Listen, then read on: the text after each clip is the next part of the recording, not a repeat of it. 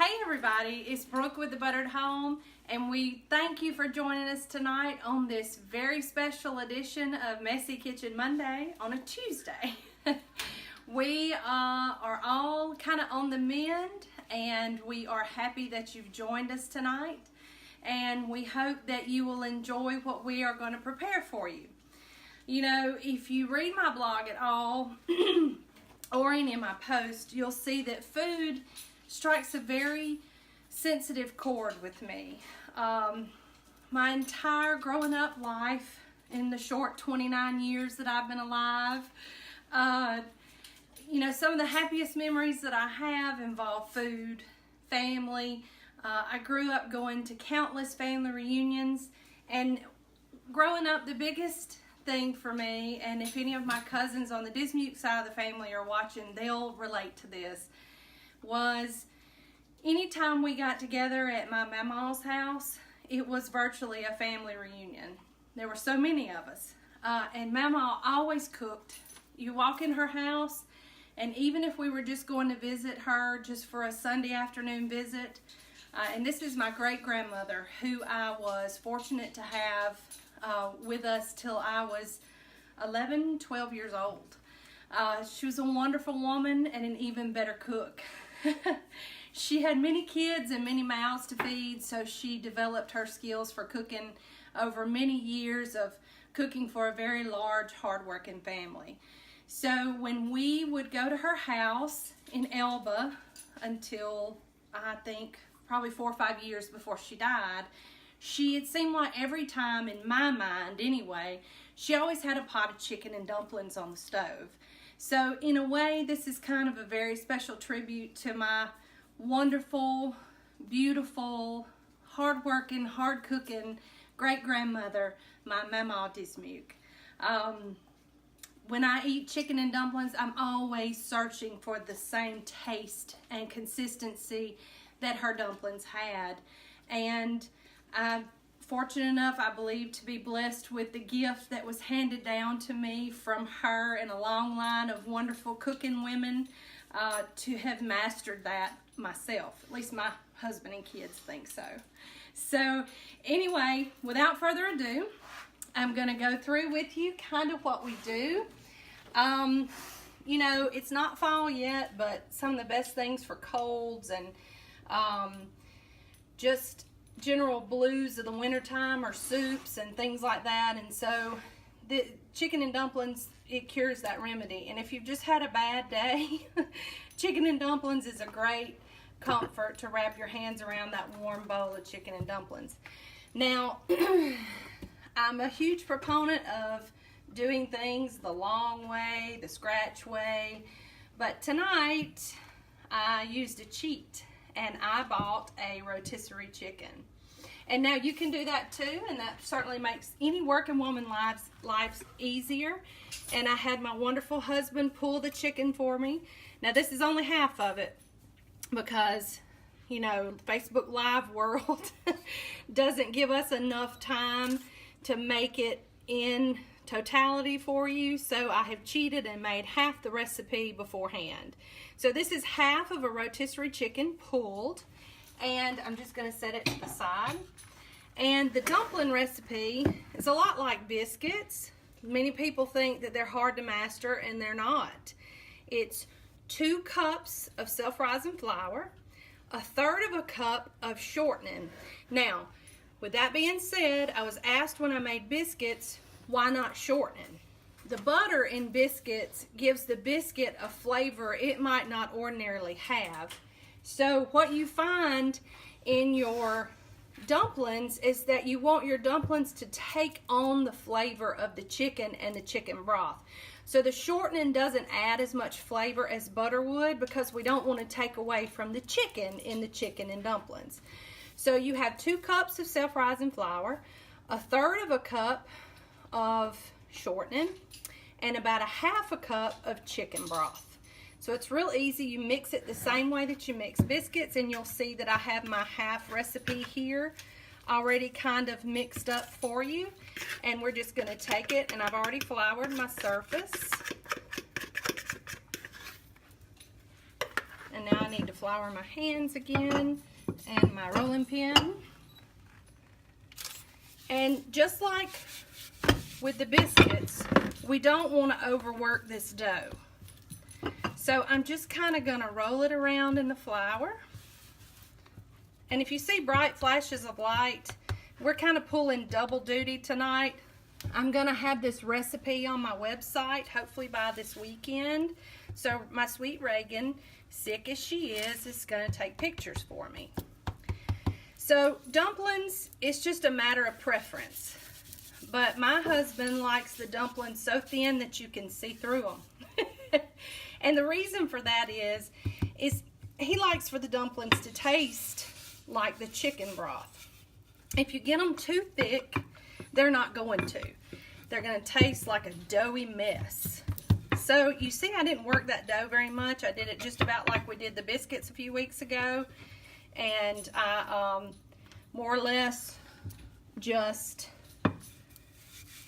took it and kind of mashed it together. So now I'm going to roll them out pretty thin, probably less than 1/8 of an inch. And because I'm doing them so thin, you see I'm having to constantly keep them floured.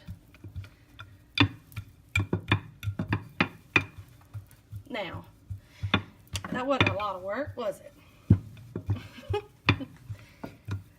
Oh, one thing I did not do, Tanner, follow me over here. What I should have done first is I'm using my Instant Pot. So I've got 4 cups of water. And this is the bone broth that I make from chicken. And it's very concentrated. So this is about 6 ounces, 5 or 6 ounces. So I mix it in with the water. And believe me, it's plenty. And then I do about 2 teaspoons of coarse kosher salt. And probably, now we like our dumplings really peppery. So I probably do equal part of pepper. Probably about 2 teaspoons of that as well. And I'm getting flour all in there. But never fear, it's all good. So while we're finishing up our dumplings, I'm going to turn this to manual. Nope, not manual, sorry, saute on medium heat. And then it's going to come up pretty quickly to boil. I'm just going to stir those in. Now if you were making a full batch, I would tell you that you would need 8 cups of water and then possibly about 10 to 12 ounces of bone broth. With that being said, if you're not using bone broth, you would use about 4 cups of water and 4 cups of store-bought chicken broth. So chicken broth is not as chickeny as my bone broth, so it doesn't take as much. So now we're just going to make sure that we're floured up and we're rolled out. And now one thing I need to mention here, if you don't have an Instant Pot, you can do this on the stove in kind of a Dutch oven or a large boiler. And you want to do the same thing here. You want to bring your water and broth to a boil while you're getting your dumplings ready. So I think I've got these just about thin enough because they're sticking to my rolling pin. And this is the messy kitchen, so we're making a good messy dumpling night. Now here's my hack. Pizza cutter. This is what makes this so easy. Now I like a small, thin dumpling. The reason why, they don't stick together as bad and they don't taste as doughy. So I cut mine, and they don't have to be uniform because they're not going to cook uniform. Then I go back through and cut them a little smaller. And I know you're thinking, oh, that's so small. But these plump when you cook them. Remember, this is self-rising flour.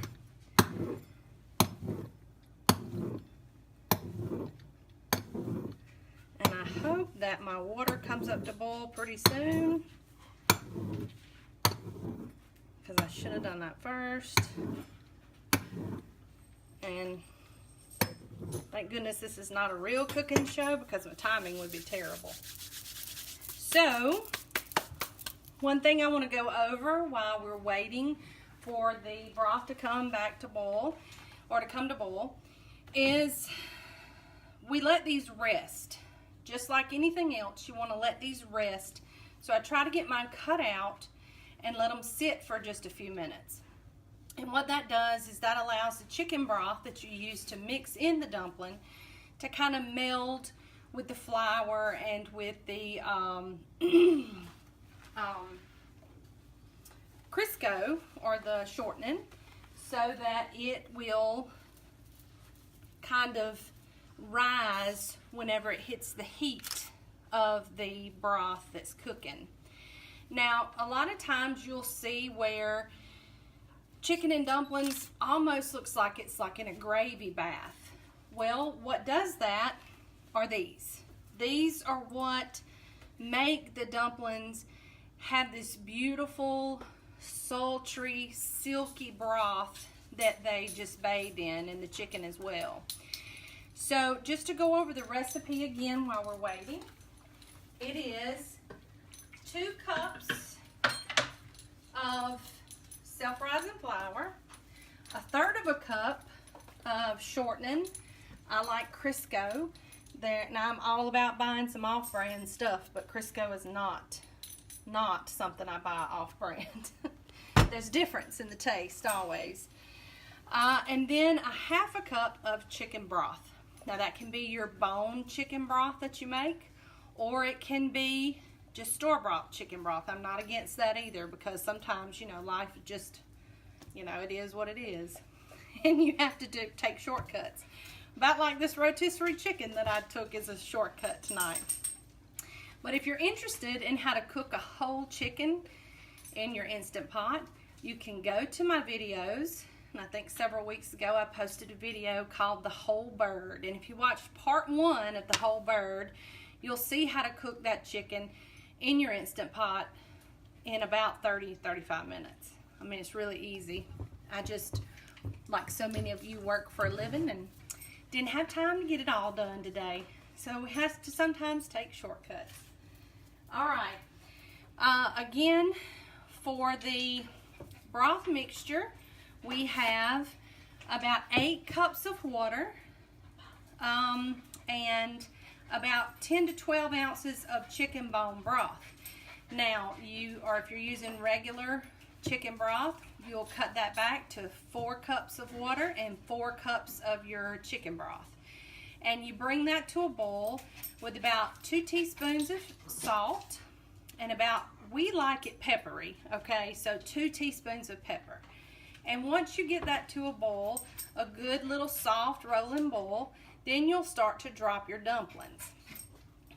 If you're doing it traditional method on the stove, you'll cook your dumplings for about 5 minutes, and then you'll reduce the heat, and then you'll drop your chicken in and then cover it and cook it for about 20 to 25 minutes on the stovetop at just a simmer. Now, everybody's stovetop is different, so what you would need to do is stir your dumplings often, and when you get to what you think is the end of your cooking time, test your dumplings, cool one, and taste it. The bite test, the taste test, all of that will tell you if they're how you want them. If you like them doughy and kind of slimy, you won't cook them as long.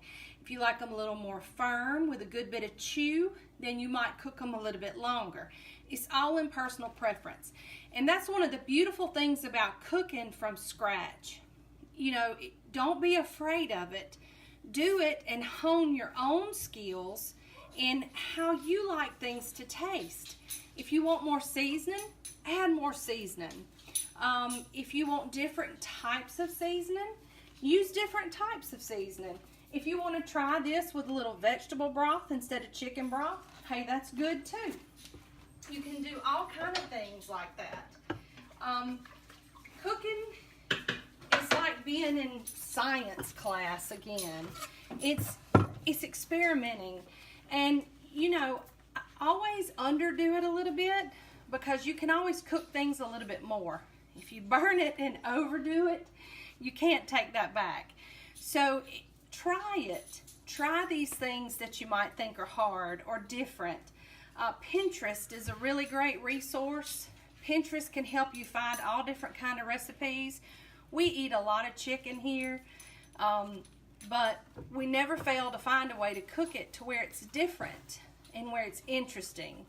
So cooking in and of itself is a great experimentation on teaching yourself how to further your cooking skills. Now I believe we're almost up to boil. Yes, we are almost there.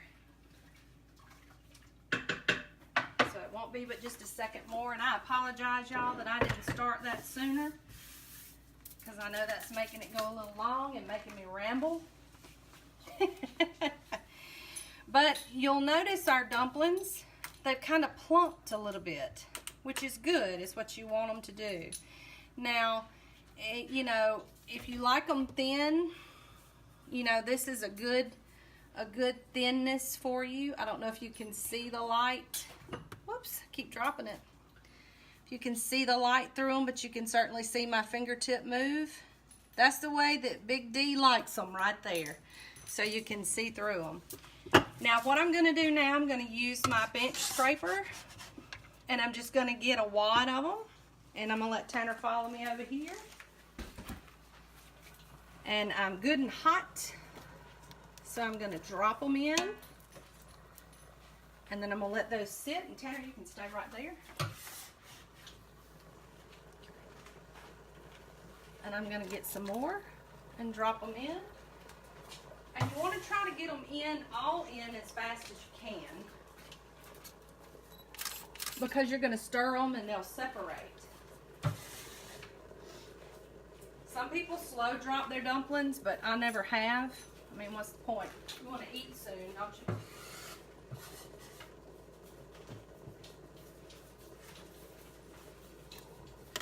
So now, since we're using the Instant Pot application, I'm just going to stir these in, and then we're going to allow them to come back to a frothy boil for about a minute.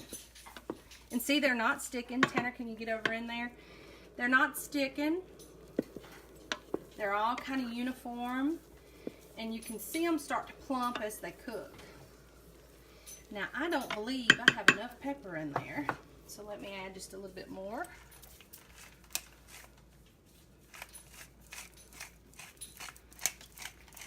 Like I said, we like ours pretty peppered.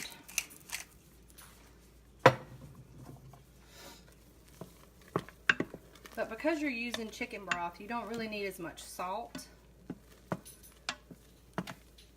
Oh, look how pretty they are. Little tiny pillows of comfort and goodness.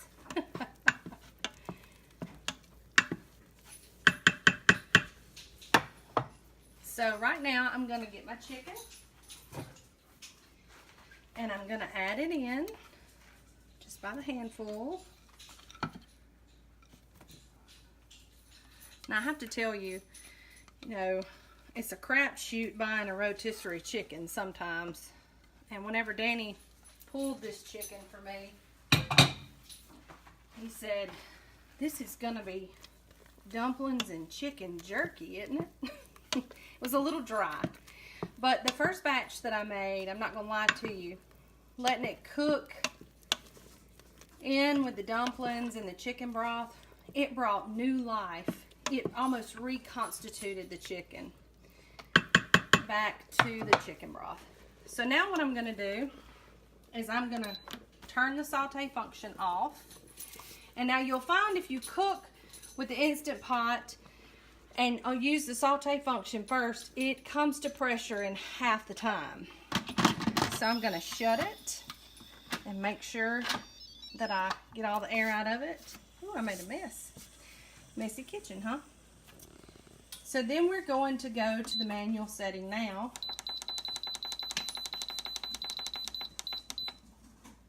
For 10 minutes. Now, I won't put you through the long wait of the chicken and dumplings. This is the other half of the batch that I made earlier. And I'm going to get a spoon just so you can see the consistency of everything. The chicken cooked up so nice. And the dumplings are good and uniform, and you'll see that they're not chewy, they break apart, they're not doughy, and you have just, like, I don't like mine soupy. So when you're gonna have chicken and dumplings, for me, in my house, they're gonna be a meal that sticks with you.